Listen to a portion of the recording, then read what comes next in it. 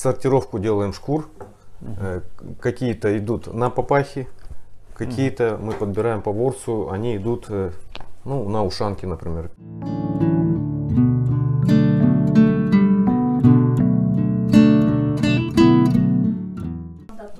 Новосибирск — это самый такой город меховой, там самый большой рынок в России, который занимается именно продажей мехов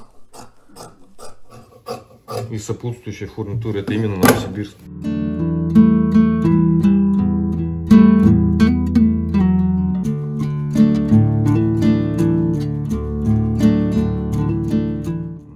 Папаха у нас 6-8 часов должна находиться при естественной сушке, не в камере, не перед радиатором.